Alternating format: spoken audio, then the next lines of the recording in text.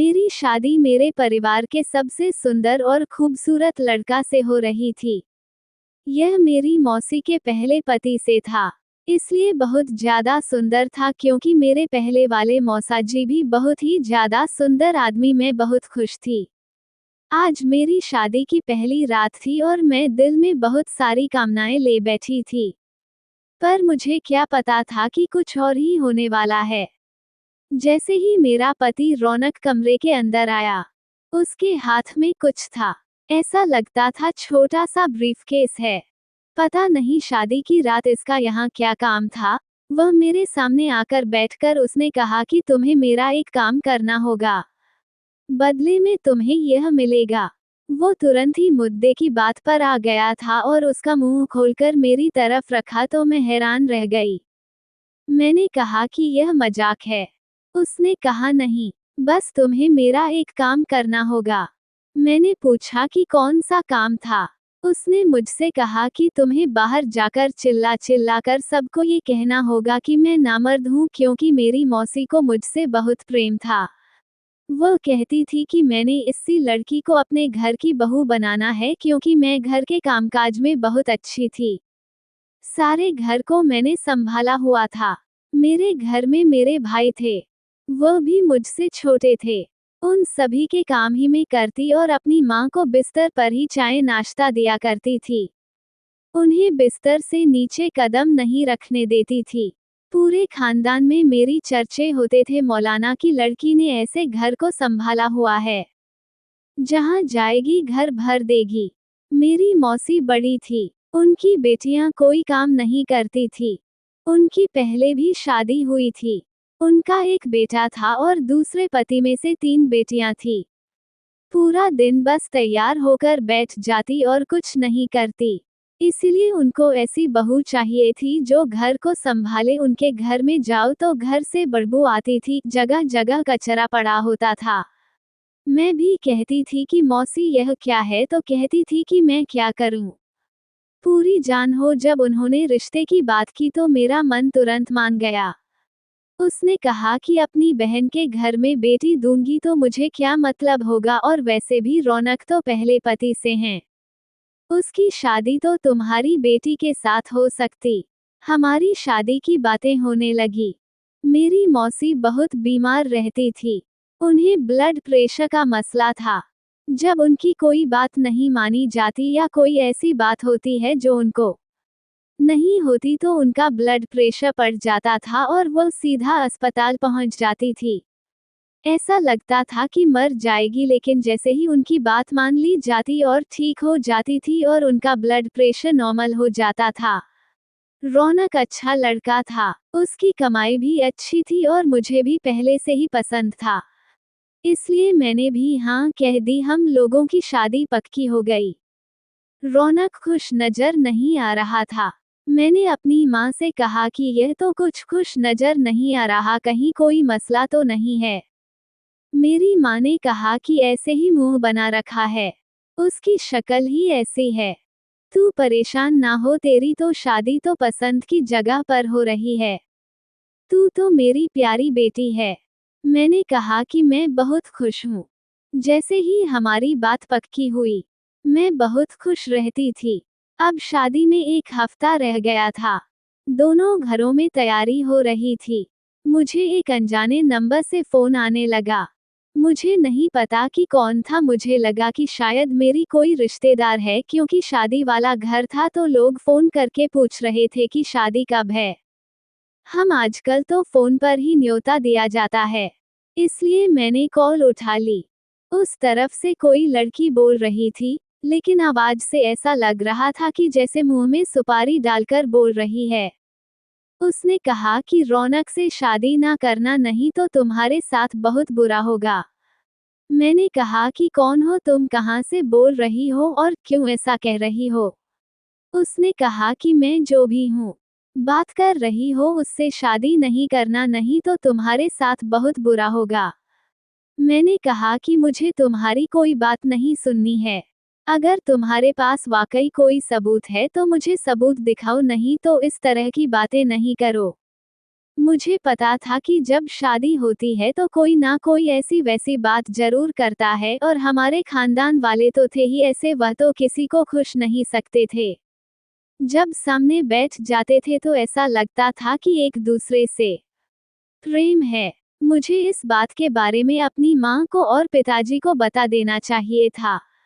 भाई तो मेरे छोटे थे, पिताजी का ही सहारा था। लेकिन फिर मैंने कहा कि पता नहीं कौन है, जो ऐसा ना हो कि बात बिगड़ जाए और मेरे पिताजी क्या कर लेंगे। वैसे भी बूढ़े हो चुके थे। मेरी शादी हो रही थी।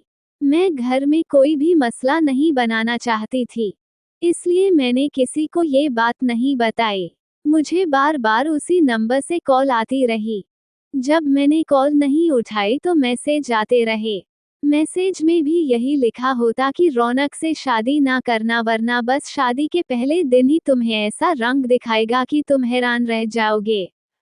तुम्हारे साथ बहुत बुरा होगा। ठीक है, मैं डांटी हुई कमरे से बाहर निकलोगे। ये जो भी था, मुझे शादी से और रौनक से डरा रहा था। ऐसी ऐसी बातें कर रहा था कि अगर मेरी जगह कोई बेवकूफ लड़की होती तो अभी तक ये बात को फैला देती, और मुझे पता था कि यह जो कोई भी है, मेरे फायदे की बात नहीं कर रहा है। हो सकता है रौनक की कोई पुरानी गर्लफ्रेंड हो, लेकिन रौनक तो ऐसा नहीं लगता था। वह तो सबको कहता था कि मैंने कभी किसी लड़की को आंख उठाकर भी नहीं देखा, और मुझे हमारे खानदान में चुगली की बहुत आदत थी। अगर ऐसा होता है कि रौनक की कोई गर्लफ्रेंड होती तो अब तक ये बात कहीं ना कहीं से मुझ तक जरूर पहुंच जाती। मेरी शादी हो गई और अब मैं अपने कमरे में बैठी थी। सभी रीति रिवाजों के साथ मेरा स्वागत किया गया। मैं बहुत खुश थी। कुछ लोग शादी में ये भी कह रहे थे कि लड़का बहुत सुंदर है, लेकिन लड़की की रंगत काली है। मौसी ने सबको कहा कि आजकल रंग रूप कौन देखता है। लड़की पढ़ी लिखी है, समझदार है, घर को संभालने वाली है, और फिर यह रंग रूप से 4 दिन के लिए होता है।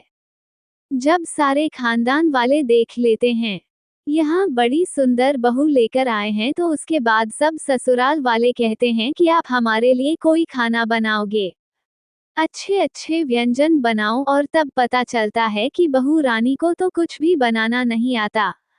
मैं तो सिर्फ अपने मुंह पर मेकअप ही लगा सकती है, तो फिर घर नरक बन जाता है। और मेरी मौसी तो पहले ही बूढ़ी हो गई थी।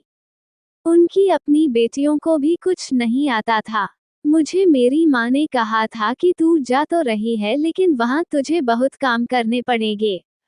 दिल में सोचती थी कि घर में कौन सा आराम करती थी, और इंसान चलता फिरता रहे तो ही अच्छा लगता है। मौसी ने कहा था कि घर की साफ सफाई और कपड़े धोने के लिए वो नौकरानी रख देंगे। खाना तो मेरी बहू बनाएगी। अगर खाना बनाने की और रसोई घर संभालने की बात थी तो मुझे इसमें कोई आपत्ति नहीं थी। मैं तो खुश थी। बदले में इतना सुंदर हमसफर भी तो मिल रहा था। अब मैं अपने कमरे में बैठी थी। थोड़ी देरी हुई थी, जो मेरी मौसी का ही घर था, इसलिए मुझे ज्यादा परेशान होने की जरूरत नहीं थी। लेकिन मैं अपने पति रौनक से डरी हुई थी, क्योंकि जब से हमारी शादी की बात पक्की भी होती है तो उससे मुझे एक बार भी फोन नहीं किया। यहाँ तो लड़का लड़की की बात पक्की होती है, एक दूसरे से फोन पर बातें करना शुरू कर देते हैं, पूरी रात बातें करते हैं, और मुझे ऐसा लगता है कि अच्छी बात है कि पहले ही एक दूसरे से बातचीत हो जाती है। शादी तो मेरी आजकल के जमाने में हुई थी, लेकिन ऐसा लग रहा था कि जैसे 50 साल पुरानी शादी है, क्योंकि अब तक मेरी रौनक से खुलकर बात ही नहीं हुई थी। कभी हमारे घर आता था, बस नमस्ते करके चला जाता था, और फिर उसके लिए कोई खाने पीने की चीज बना देती थी। उसे मेरे हाथ का खाना बहुत पसंद था। कुछ तो हो रहा होगा कि अब सारी जिंदगी अच्छा खाना खाने को मिलेगा। वो कहते हैं ना, शादी हमेशा अच्छा खाना बनाने वाली सही करनी चाहिए, क्योंकि शादी के बाद प्यार तो कम हो सकता है, लेकिन भूख कम नहीं होती। इसी बात पर हंस रही थी जब दरवाजे में हलचल हुई, तो मैंने तुरंत घूंघट नीचे कर लिया। मैं समझ गई कि मेरा पति आ गया है। अब वो मेरा पति ही था, और यह सोचकर भी मुझे बहुत अच्छा लग रहा था। उसके हाथ में कोई चीज थी। मुझे लगा कि शायद मेरे लिए कोई गिफ्ट लाया है। लेकिन क्या उसे इतनी आती थी कि नई नवेली दुल्हन के लिए उपहार लाने से प्रेम बढ़ता है? वह तो मुंह उसने ऐसे बना रखा था। उसकी जबरदस्ती शादी हो रही थी।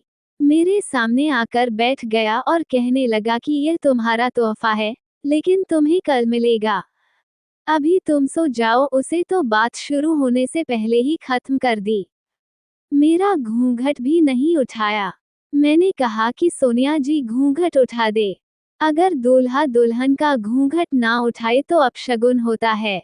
उसने कहा कि ठीक है। उसने घूंघट पर मेरी तरफ एक नजर भी नहीं देखा। कहने लगा कि तुम थक गई होगी क्योंकि एक दिन की दुल्हन क्या बोलती।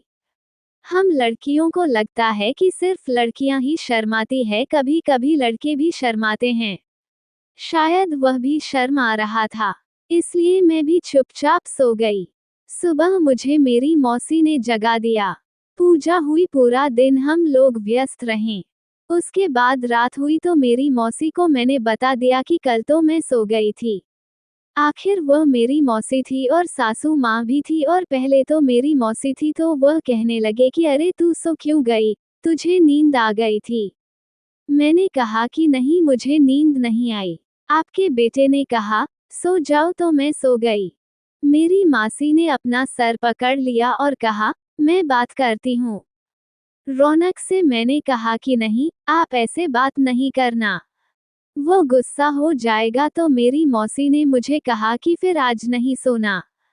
धीरे से हंसी। मैंने भी शर्म से चेहरा झुका लिया और मैं आज सोने के मूड में भी नहीं थी, बल्कि आज तो हम लोगों के पास ज्यादा वक्त था। शादी भी हो गई और सारी रस्में भी हो गई थी। मैंने नहा धोकर अच्छा सा सूट पहन लिया और खुशबू भी लगा ली। पर आज भी रौनक कमरे में देर से ही आया, और जब आया तो उसके हाथ में वही डब्बा था। कल से मैं सोच रही थी कि इसके अंदर क्या है, और जब यही मेरे सामने बैठ गया और कहने लगा कि आज मैं तुम्हें बताता हूँ कि इसके अंदर क्या है। मैंने कहा कि जी बता दे। जब जवाब खुला तो कदमों तले से धरती पक गई, क्योंकि इस ब्रीफकेस के अंदर तो बहुत सारे रुपए थे। ऐसा लगता था कि लाखों रुपए होंगे। रौनक ने कहा कितने रुपए होंगे, क्या लगता है? मैंने कहा कि शायद 5 से 10 लाख है। उसने कहा कि नहीं, ये पूरे 50 लाख है। इससे पहले कि मैं कुछ भी बोलती है, मेरे दिल में तो हजारों सवाल थे। उसने कहा कि ज्यादा सोचने और बोलने की जरूरत नहीं है। मेरी बात गौर से सुनो, ये सारे के सारे पैसे तुम्हारे हो सकते हैं। तुम इन पैसों से जो मर्जी करो, मैं तुम्हें नहीं रोकूंगा। अपने माता पिता को दे दो, अपने भाइयों की पढ़ाई में लगा दो, अपने माँ बाप के लिए घर बना लो, अपने लिए सोना बनाओ, गहने बन। जो तुम करना चाहती हो करो, लेकिन इसके बदले में तुम्हें मेरा एक काम करना होगा। मैंने कहा कि कौन सा काम? मैं आपके लिए क्या कर सकती हूँ? मैं अपने पति के लिए ज्यादा से ज्यादा क्या करती थी, और अगर वह मुझे कुछ भी करने को कहता तो मैं मान जाती, क्योंकि मैं तो गरीब घर से थी और मेरे भाई थे जिनकी बहुत सारी जरूरत थी। उनकी पढ़ाई के खर्च थे, स्कूल की यूनिफॉर्म, किताबें थी। कभी कभी तो हम उनको लंच भी नहीं देते थे और मेरा दिल बहुत जलता था। मैंने पहले से ही सोच लिया था कि अगर यह पैसे मुझे मिल गए तो मैं अपने भाइयों की पढ़ाई पर अपने पिता के आसानी के लिए भी कुछ करूंगी। मेरा पति मुझे ये पैसे क्यों दे रहा था? उसने कहा कि घर में यह बात किसी को भी ना बताना, यहाँ तक कि अपनी मौसी को भी नहीं। मैंने कहा कि फिर मुझे बदले में क्या करना होगा, तो उसने जो बात की वो सुनकर मैं हैरान रह गई। उसने कहा कि 5 दिनों के बाद सबको ये बताना होगा कि मैं नामर्द हूँ और तुम मेरे साथ खुश नहीं हो, और तुम मुझसे तलाक लेना चाहती हो, मेरे साथ जिंदगी नहीं गुजारना चाहती। ये बात सुनकर तो मेरी हवाएं उड़ गई। मैंने कहा कि पर आप ऐसा क्यों करवाना चाहते हैं? क्या यह आपकी मर्जी के बगैर शादी हुई है? उसने कहा कि नहीं, यह शादी मेरी मर्जी के बगैर नहीं हुई है और तुम मुझे पसंद हो, लेकिन जैसे ही तुम ये बात घर वालों के सामने कर दूंगी, उसके बाद जो होगा वह देखकर तुम भी हैरान रह जाओगे। मैंने कहा, क्या वाकई आप मुझे तलाक दे देंगे? तो कहने लगा, पागल, मैं तुम्हें तलाक नहीं दूंगा। तुम्हें सिर्फ ये बात करनी है। मुझे समझ नहीं आई कि सिर्फ ये बात करने की मेरा पति मुझे इतने सारे पैसे दे रहा है। हम तो पति पत्नी हैं ना, हमने तो सारी जिंदगी एक दूसरे के साथ रहना है। आपकी सेवा करना तो मेरा धर्म है।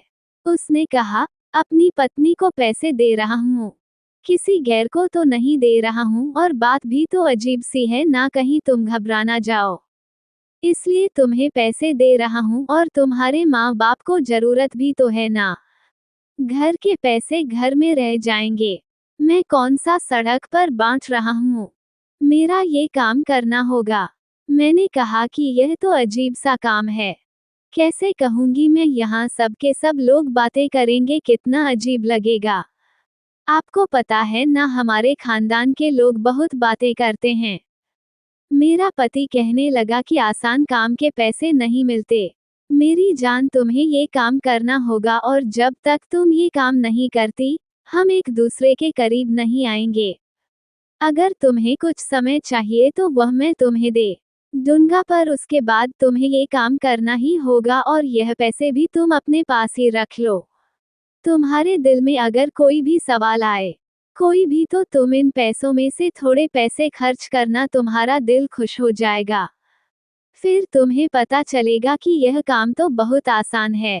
मैंने कहा, ठीक है, मुझे 5 दिन का समय दो, मैं उसके बाद आपका ये काम कर दूंगी। मेरे पति ने कहा, हाँ, बिल्कुल ठीक है, मुझे कोई आपत्ति नहीं है। चलो अब तुम सो जाओ। ये पैसे भी उठाकर संभाल कर रखो, लेकिन अब इनकी हिफाजत करना भी तुम्हारी जिम्मेदारी है। जो औरत की जिंदगी में सुहागरात आती है, इस सुहागरात पर ना जाने क्या क्या होता है। किसी का पति उसे पर हाथ उठा देता है, किसी का पति शराब पीकर आ जाता है, तो किसी का पति आते ही पैरों में बैठ जाता है, और किसी के पति को तो कुछ पता ही नहीं होता। उसको देखकर भी औरत सोचती है कि इसके साथ जिंदगी कैसी होगी। लेकिन मेरे साथ क्या हुआ था? मेरे पति ने मेरे सामने 50 लाख रखा, और अब वो कहता था कि मैं पूरे खानदान में यह बात मशहूर कर दो कि वह नामर्द है। उस वक्त मुझे ये बात नहीं पता थी। ये कहानी सुनाते हुए आप लोगों को बता रही हो। एक मर्द के लिए यह बात बहुत ही ज्यादा बेइज्जती की बात होती है। कोई उसे नामर्द कह दे, या किसी को पता चल जाए कि वह नामर्द है। कुछ लोगों के साथ इस तरह का मतलब को कुछ बुरा नहीं समझती। कुछ लोगों को बीमारियां भी होती है, ऐसे मर्दों को भी होती है। फिर भी वह इस बात को छुपाते हैं, कभी किसी को नहीं बताते, अपनी पत्नी से भी छुपाते हैं। कोई भी ऐसा नहीं होता जिससे वह ये बात करे। ये बात बहुत ही ज्यादा नाजुक है। लेकिन फिर भी मेरा पति मुझे इस बात का ऐलान करने के लिए क्यों कह रहा था, उस वक्त मैंने इतना नहीं सोचा था। अब तुम्हें सोच रही हूँ। ये सब कुछ वाकई बहुत अजीब था, और उस वक्त मैंने रुके रखे और थोड़ी सी रुके निकाले, और मैं अपने घर चली गई। मैंने अपने भाइयों को पैसे दिए, तो मेरी माँ ने ये सब देख लिया कि तुम क्यों पैसे बांट रही हो, तेरे पास इतने पैसे कहाँ से आए। मैंने कहा कि अम्मा मुझे मिले हैं, तो मेरी अम्मा भी खुश हो गई। फिर मैंने अपने भाइयों के लिए पिज्जा ऑर्डर किया। उन लोगों ने जिंदगी में पहली दफा पिज्जा खाया था। फिर मैं उन्हें पार्क में ले गई, और उन्होंने जो झूले पर बैठने के लिए कहा, मैंने उन्हें बिठाया, और जो चीज खाने के लिए मांगी उन्हें खिलाई। इतनी ज्यादा खुश हो गए कि खुशी से नाचने लगे। घर आए तो भी बहुत जल्दी सो गए। जब सब सो गए तो मेरी माँ ने मुझसे पूछा कि सारी सलामी के पैसे तुमने अपने भाइयों पर उड़ा दिए। अगर तेरे पास इतने ही पैसे थे तो मुझे दे देती। इनकी किताबें भी लेनी बाकी है। तूने सारे पैसे इनको खिला दिया। पैसे खिलाने से क्या होता है? जरूरत की चीज ले लो, इंसान तो काम तो आती है ना। मैंने कहा कि सारी यूनिफॉर्म, किताबें और कितने पैसे बनते हैं, तो मेरी माँ ने कहा कि 30,000 बनते हैं। अब कहाँ से आएंगे, अभी अभी तुझे गया है। तेरे बापू कह रहे थे कि आज किसी से कर्जा लेना होगा, नहीं तो सबका 1 साल जाया हो जाएगा। मैंने अपनी अम्मा के हाथ में 40,000 रुपए रख दी है। मैंने कहा कि उनकी फीस की दे देना, यूनिफॉर्म भी बना लेना, किताबें भी ले लेना और 10,000 बाबू को भी दे देना, उनको कहना कि अपनी जेब में रखे काम आएंगे। मेरी माँ ने मुझे हैरान होकर देखा तो मैंने कहा कि अम्मा आपको बताया ना, बहुत सारे पैसे मिले हैं। मेरी अम्मा तो खुशी से रोने लगी। कहने लगी कि तेरी मौसी हमसे ज्यादा अमीर है और अच्छी हालत में है। मुझे खुशी है कि मैंने तेरी शादी वहीं पर करवाई है, तू खुश तो है ना बेटा? मैंने कहा कि हाँ, मैं बहुत खुश हूँ और आप चिंता नहीं करो। मैं अपने भाइयों के सारे खर्चे उठाऊंगी और हमेशा उन्हें इसी तरह खुश रखूंगी। आज का दिन मेरा बहुत अच्छा गुजरा था। मेरे पति ने सही कहा था कि थोड़े पैसे खर्च करोगी तभी इन पैसों की कीमत का अंदाजा होगा। इस दुनिया की सारी खुशियां पैसे से खरीदी जा सकती है। जो लोग कहते हैं कि पैसे से खुशी नहीं खरीदी जा सकती, वो झूठ बोलते हैं। पैसे से तो प्यार भी खरीदा जा सकता है। एक चीज जो पैसे से कोई नहीं खरीद सकता है, वफादारी। आप किसी के भी दिल में पैसे के साथ अपने लिए प्यार तो जगा सकते हो, लेकिन अपने लिए वफादारी पैदा नहीं कर सकते हो। रात में मेरा पति मुझसे दूर रहता था। उसने कहा था कि बस 5 दिन है तुम्हारे पास सोचने के लिए, उसके बाद तुम्हें ये काम करना है। मैंने इतना तो सोच लिया था कि यह सब करने से सब खानदान वाली बातें करेंगे, मेरे पति की थोड़ी बहुत बेइज्जती होगी, लेकिन वह कह रहा था कि उसके बाद जो होगा वह देखकर तुम भी हैरान हो जाओगे। अगर ऐसी वैसी कोई बात नहीं होती तो वो मुझसे सब कुछ नहीं करवटा। हो सकता है उसके दिमाग में कोई ऐसी बात हो तो अभी मुझे ना बता सकता हूँ, लेकिन बाद में सारी चीजें ठीक हो जाए और मैं भी कहूँ कि जोश ने करवाया है और बिल्कुल ठीक करवाया है। बस यही सोचकर मैंने 5 दिन गुजार लिए। मैं अपने पति से प्रेम करती थी, इसलिए उससे दूर रहना मेरे लिए बहुत मुश्किल हो गया था। जब वह मुझसे दूर था तब भी मुझे बहुत याद आती थी। मैं कहती रहती थी कि किसी तरह मेरी शादी हो जाए। अब तो शादी हो गई थी। एक ही कमरे में रहते थे, फिर भी दूर दूर रहते थे। यह मेरे लिए बहुत बड़ी परेशानी थी। जो समय उसने मुझे दिया और मैंने मांगा था, वह खत्म हो गया था। मुझे ये काम करना था और उसके बाद सब कुछ ठीक हो जाता। मैंने पैसों में से और भी बहुत से पैसे खर्च किए थे। अपनी माँ के लिए साड़ी वाली थी, बाबूजी के लिए कपड़े भी लिए थे और अपने लिए भी चीजें ली थी। पैसे खर्च करने का बहुत मजा आ रहा था।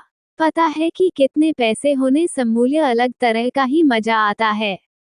ऐसा मजा मुझे जिंदगी में कभी नहीं आया। पति ने मुझे कह दिया कि आज तुमने जो समय मांगा था और खत्म हो गया है। तुम्हें पता है ना तुमने क्या करना है? मैंने कहा कि हाँ, लेकिन मुसीबत ये थी कि इस बीच मैंने अपनी मौसी को कहा था कि सब कुछ ठीक है। उन्होंने मुझसे पूछा था कि रौनक तुम्हारे साथ अच्छे से रहता है ना, और मैंने कहा था कि जी सब ठीक है। अब वो कहेंगे कि पहले तुम झूठ बोल रही थी। मुझे रौनक ने कहा था कि बस तुम इतना बोल देना, बाकी मैं संभाल लूंगा, लेकिन उसके बाद क्या होने वाला था? मैं भी उत्सुक थी। ऐसा करने के बाद क्या हो सकता है? रौनक सुबह से गायब था। उसने कहा कि जब तुम रात को बाहर सभी के सामने यह बातें करोगी तब तक आ जाऊंगा। उसने मुझे मैसेज किया और कहा कि मैं बस रास्ते में हूँ, तुम शुरू हो जाओ। और मैं अचानक से बाहर आई तो बाहर मेरी मौसी, मेरे पति की बहन है और रिश्तेदारों में से भी एक खानदान आया हुआ था। यह ऐसी औरतों की अगर इसे यह बात पता चल जाती तो फिर समझो पूरे देश को ही पता चल जाती। मैंने कहा कि मुझे आप सब लोगों से बड़ी जरूरी बात करनी है। बात तो ऐसी है कि शायद सबके सामने नहीं करनी चाहिए, लेकिन अब मैं ये सब कुछ और बर्दाश्त नहीं कर सकती। मैं तंग आ गई हूँ। आप लोगों ने मुझसे झूठ बोला है, मुझे धोखा दिया। आपको ये बात मुझे पहले बतानी चाहिए थी कि आपका बेटा तो किसी काबिल नहीं है। मैंने बात शुरू की तो सभी लोग हैरान रह गए और कहने लगे कि क्या बात है, क्या हो गया बहुरानी, अभी तो तुम्हारी शादी को 1 हफ्ता भी नहीं हुआ, कैसी बातें। क्या नहीं किया, हमारे बेटे ने नाराज कर दिया है तुम्हें। और मेरी मौसी मुझे हैरान होकर देखने लगी और आंखों से इशारा करके पूछा कि क्या बात है जो सबके सामने तमाशा कर रही हो। मैंने उनको नजरअंदाज कर मैंने कहा कि औरत शादी किस लिए करती है? सुख के लिए शादी करती है, संतान के सुख के लिए।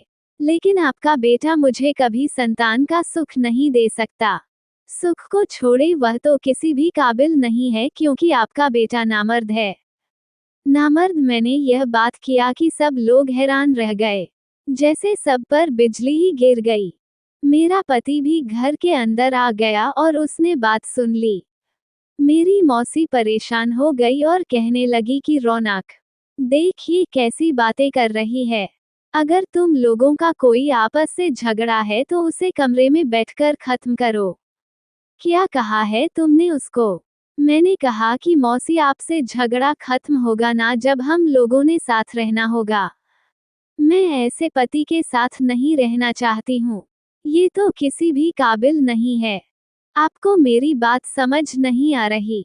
क्या मैं आपको ज्यादा खुलकर बताऊं तो मेरी मौसी तो हैरान ही रह गई और कहने लगी कि यह क्या बोल रही हो तुम? रौनक कुछ नहीं बोल रहा था। मुझे लगता था बस मेरा काम हो गया। मुझे इतना ही कहना था, लेकिन रौनक ने किया। वह देखकर तो मेरी जान ही निकल गई। उसने कहा कि मैं आप लोगों को बताता हूँ कि सच्चाई क्या है। यह मेरे साथ रहना ही नहीं चाहती है क्योंकि इसका पहले से ही किसी और के साथ चक्कर था। रोज घर से निकल जाती है, उसी के पास जाती है। जब मुझे इसके बारे में पता चल गया और मैंने कहा कि मैं ये बात सबको बता दूंगा तो उसने कहा कि मैं भी झूठ बोलकर सबको बता दूंगी कि तुम ना मर्द हो और मैं तुम्हारे साथ नहीं रहना चाहती हूँ। मेरे पास सबूत भी है। रौनक ने कहा कि मैं आपको सबूत दिखाता हूँ। इसलिए मुझे कहा था कि मैं तुम्हारे साथ नहीं रहूंगी जब तक तुम मुझे बहुत सारे पैसे लेकर नहीं दोगे। मैंने सोचा कि मेरे घर परिवार की इज्जत का सवाल है। मेरी माँ बहुत दुखी होगी कि उनको उनकी अपने ही रिश्तेदार ने इतना बड़ा धोखा दिया। इसलिए मैंने कहीं से इकट्ठा कर इसे बहुत सारे पैसे दिए। ये देखें, ये देखें, ये पैसे मैं इसी के लिए लेकर आया था। मैंने कहा कि बस तुम घर में रह, घर का कोई काम नहीं करो, लेकिन मेरी माँ को दुख नहीं देना। मेरी माँ बड़ी बीमार है, परेशान हो जाएगी। पर फिर भी उसने ये सब कुछ किया, देखें। वरना इतने पैसे इस घर में कहाँ से आते हैं? हमें क्या जरूरत पड़ी थी इतने पैसों की? ये देखकर मैं हैरान रह गई थी। उसने पूरी बाजी ही पलट दी। उसने सारा इल्जाम मेरे पर गिरा दिया था और मुझे सबके सामने बुरा बना दिया था और मैं ये भी कह चुकी थी कि मुझे रौनक के साथ नहीं रहना। मेरी मौसी मेरे पास आई और मेरे मुंह पर थप्पड़ मारा। उसके बाद उनकी तबीयत खराब हो गई और वह हॉस्पिटल चली गई। उन्होंने अस्पताल में ही रौनक से कहा कि वो मुझे तलाक दे दे और अभी के अभी जाकर तलाक के कागजात बनवा कर लाएं और उस पर दस्तखत करें, और उसने ऐसे ही किया। देखते ही देखते मेरी जिंदगी तो बर्बाद हो गई। मैं सबको बार बार कहती रही कि मुझे रौनक ने ही कहा था कि मैं आप सब लोगों को ये बताऊं, तो कोई भी मेरी बात का यकीन नहीं कर रहा था। सब यही कह रहे थे कि कोई भी मर्द अपने आप को कभी भी ऐसा नहीं कहता और वो तुम्हें ऐसा कहकर क्या साबित करवाना चाहता था? इस तरह तो उसकी अपनी बेइज्जती होनी थी। तुम ही झूठ बोल रही हो, तुम ही झूठी हो। मैं वापस अपने घर आ गई और अब सब लोग मुझे एक बेवकूफ औरत कहते थे। कहते थे कि तुमने अपना घर खुद बर्बाद किया। मुझ पर विश्वास सिर्फ मेरी माँ को ही था। बाकी सब यही कहते थे कि मेरा पुराना पति ही ठीक कह रहा था। पर उसने ये सब कुछ किया क्यों, ये जानकर मैं और भी ज्यादा हैरान रह गई। उसने ये सब एक लड़की के लिए किया था जो बहुत ज्यादा अमीर थी, सुंदर थी। वो उसके साथ शादी करना चाहता था। आप लोग सोच रहे होंगे कि अगर वो इतनी अमीर और सुंदर थी तो वह पहले उसके साथ शादी कर लेता। फिर मुझसे शादी क्यों की अपनी माँ को मना नहीं कर सकता था। हाँ, वो अपनी माँ को मना नहीं कर सकता था क्योंकि वह लड़की अमीर और सुंदर तो थी, लेकिन वह अच्छी लड़की नहीं, ये बुरा काम करती थी और बुरा काम करके ही उसने पैसे बनाए थे और वही 50 लाख रुपए जो मेरे पति ने मुझे दिए थे, उसी लड़की के थे। उसने बाद में वह पैसे ले लिए। पहले उन लोगों ने मुझे फोन करके भड़काया था कि शायद मैं शादी के लिए मन कर दूं, फिर उन्होंने दूसरा प्लान बनाया। उसी लड़की ने किया था। मेरी मौसी कभी भी उसकी शादी एक ऐसी लड़की से नहीं करवाती, जो ना जाने कितने मर्दों के साथ सो चुकी थी, लेकिन मेरे पुरानी पति ने मेरी मौसी को इस तरह से अपनी बातों में लगाया। आपकी मर्जी से तो मैंने शादी करके देख ली। उस लड़की ने मेरे साथ एक हफ्ता नहीं गुजारा। अब मुझे अपनी मर्जी से शादी करने दे और उससे शादी करना चाहता हूँ। मैं शादी कर लूंगा और मेरी मौसी ने उसे अनुमति दे दी कि हाँ बेटा, मैंने अपनी मर्जी करके देख ली। तेरी तो जिंदगी बर्बाद कर दी। मिसी ने कहा अब तो अपनी मर्जी कर, जहाँ तेरा शादी कर, पहले ही मैंने तेरे साथ बहुत बुरा किया। मेरे पति ने हम सब के साथ खेल खेला था। उसने अपनी माँ के साथ भी खेल खेला और मेरे साथ भी। मैं थी मासूम, मुझे बेवकूफ बना लिया, लेकिन अब इस बात को काफी समय गुजर गया है। सुना है कि मेरी मौसी की तबीयत आजकल बड़ी खराब है और वो लड़की उनका बिल्कुल भी ख्याल नहीं करती है। अब मैं दूर नौकरी करती हूँ, अपने भाइयों की पढ़ाई के लिए पैसा जमा करती हूँ, बहुत ज्यादा मेहनत करती हो, अपने भाइयों को पढ़ा लिखा कर अच्छा आदमी बनाना चाहती हो, अच्छा मत बनाना चाहती हूँ। उनको इस काबिल बनाऊंगी कि वो कभी किसी लड़की के साथ धोखा नहीं करें, और इतना बहादुरी तो हो उनके अंदर जो सीधी बात है वह सीधे तरीके से कर सके। पहले किसी लड़की को बर्बाद करें और अपनी माँ से अपनी बात मनवाए। रौनक में इतनी हिम्मत होती तो बस सीधा कह देता, चाहे वह नाचने वाली गाने वाली के साथ शादी करनी है, उसी को अपनी इज्जत बनाना है, लेकिन उससे पहले मुझे रास्ते की तरह इस्तेमाल किया और फिर अपनी माँ की मंजूरी हासिल कर ली।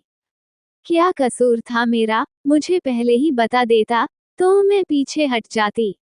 अब सब लोग मुझे कहते हैं कि इसने इल्जाम लगाया है, ये तो किसी और को पसंद करती थी। अब मुझे दूसरी जगह से भी रिश्ता नहीं मिल रहा, बहुत मुश्किल हो रही है।